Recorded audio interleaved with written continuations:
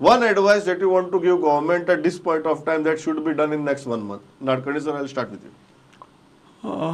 महत्वाची गोष्ट अशी आसा Yeah. की सरकारान इम्प्लिमेंटेशन करूंकूच जाय, हाका उपाय ना.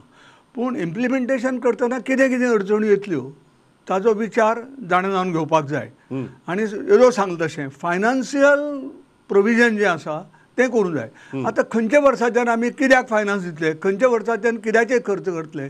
खरें म्हणल्यार हांव नको, गव्हर्मेंट ऑफ इंडियाचोच रोड मॅप आसता. टू बी व्हेरी फ्रँक, जेन्ना नॅशनल एज्युकेशन पॉलिसी 1986 आयली तेन्ना गव्हर्मेंट ऑफ इंडियाचो रोड मॅप आयलो.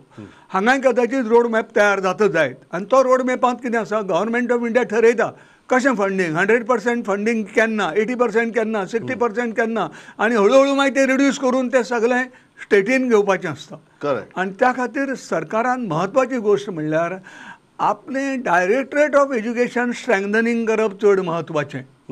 तुमकां सांगल्यार अजाप दिसतली की प्रायमरी स्कुल्स ह्यो सगळ्यो कंट्रोल्ड बाय ADI म्हणून ऑफिस आसा प्रत्येक तालुक्याचे. आज त्या तालुका ऑफिसांत 5-6 ADI आसताले, ताच्या जाग्यार 1-2 ADI काम करतात. म्हणजे फाल्यां प्री प्रायमरीचें फावंडेशन स्टेज जाली जायत तांचें इम्प्लिमेंटेशन तांचेच कडेन येतलें.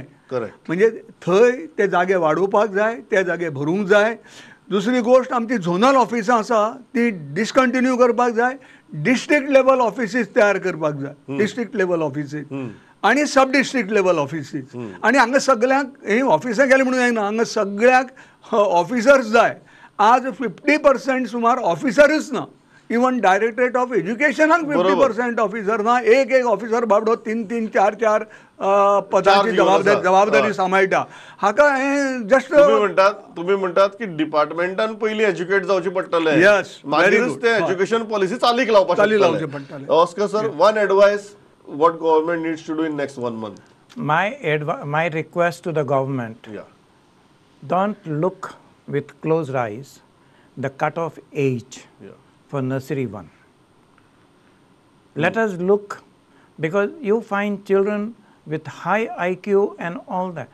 A child which is born say 3 months may have after they say born in September will have much higher IQ compared to a child born in 1st June. So that age to start could be looked in terms of for the whole year. And I'm telling, if the government implements this, it will be, everyone will be grateful to government.